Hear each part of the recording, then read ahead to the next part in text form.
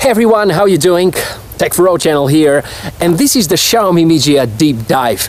If you haven't watched the unboxing and initial impressions video yet, then I'm going to make a spoiler. It comes with Sony IMX 317, which is not a very popular sensor, but a step up from this year's traditional. It comes with Umbrella A12, optical image stabilization, and a touchscreen. And out of most of the touchscreen cameras, this right now is the most affordable, and it's trading at about $120. I'm not gonna lie that I've never been a Xiaomi product fan, and I was a bit of having bad expectations from this camera. I thought it's going to be a kind of a disappointment, and it proved me completely wrong.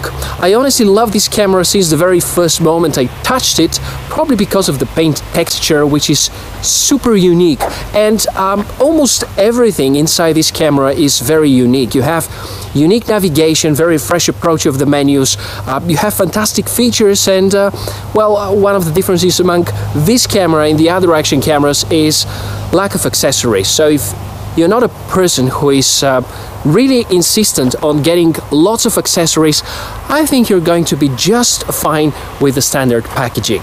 Now, in this video, a thorough representation of what this camera is capable of. Different scenes, different angles, different software features, and pretty much everything you want to know about the Xiaomi Mijia following in the next few minutes.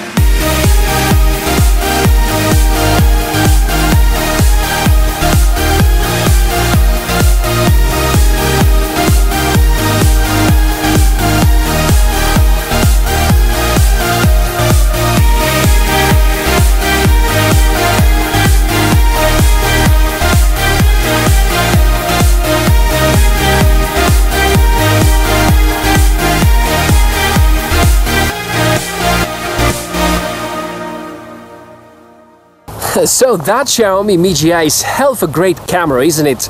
Don't answer me, I know the answer to this question. Starting with this video, I'm about to include one new key element to my action camera deep dive reviews, and that would be the measurement of the Wi-Fi range.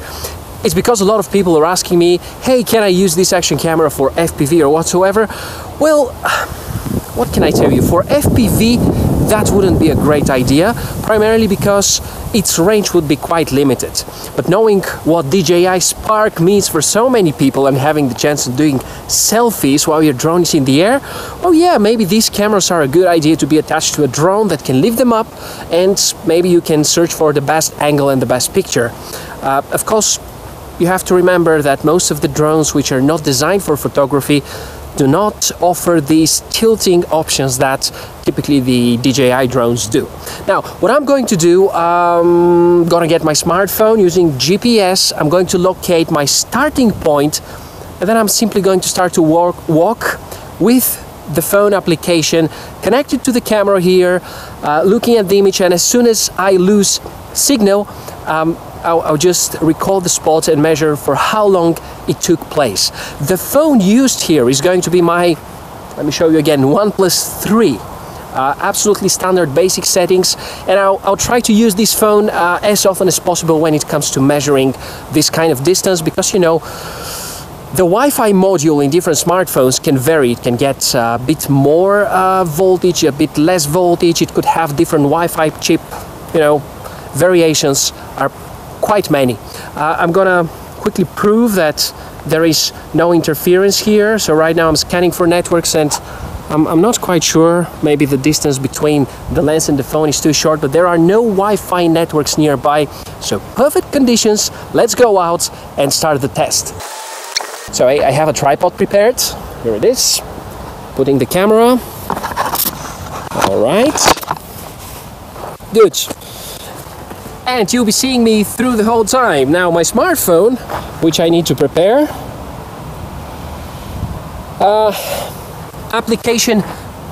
The application to be used is called Map Measure. So it's a very basic standard application. Luckily, the path which I'm using right now is recorded into Google Maps quite weirdly. So I'm just hitting here a dot, and I need to turn on the Wi-Fi on the camera. Okay.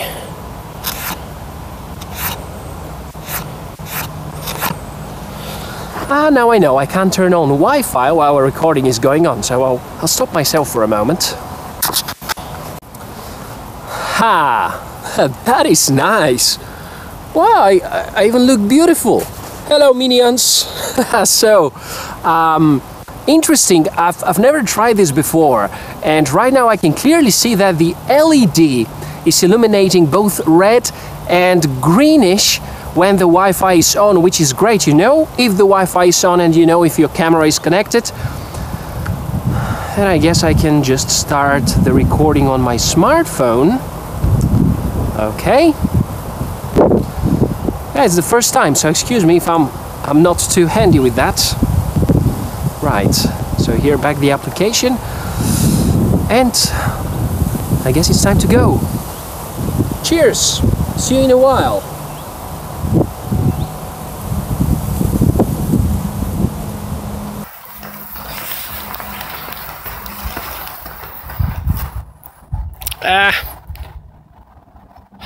Refresh rate is pretty bad.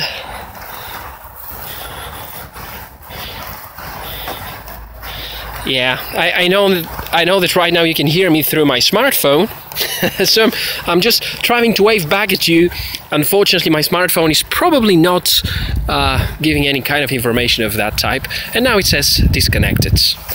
Wow, that has been rather short. Let me try connect again.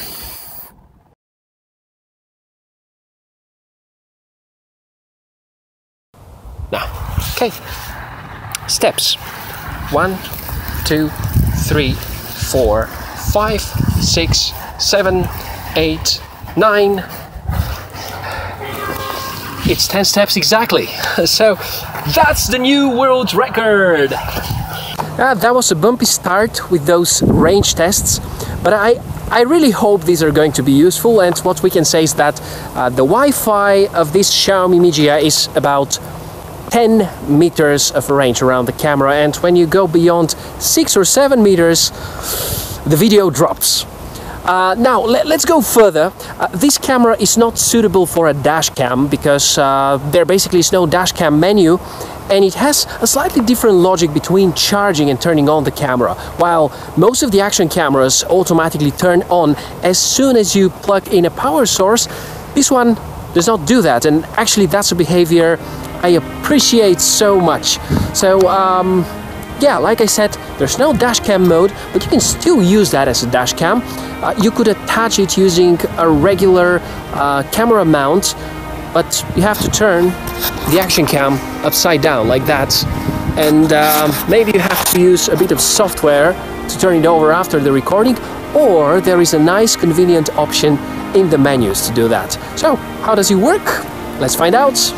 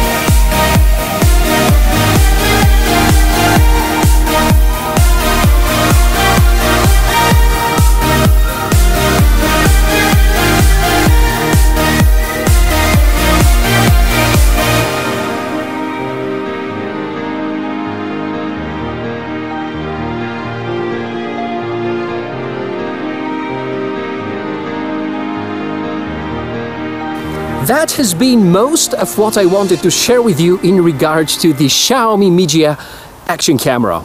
Amazing piece of hardware, and I can't hide it. I really enjoy working with this camera, and probably that's going to be my primary action camera until the end of the year. Considering its price range, it offers fantastic, maybe unbeaten ratio between what you pay for and what you get in return. And right now you can get it for even less than 120 bucks.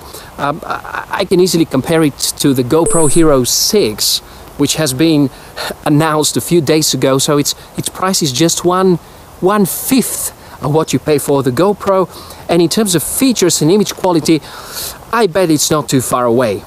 So what do you think? Let me know, use the comment section below, and to get a really nice decent discount, check out in the description of this video.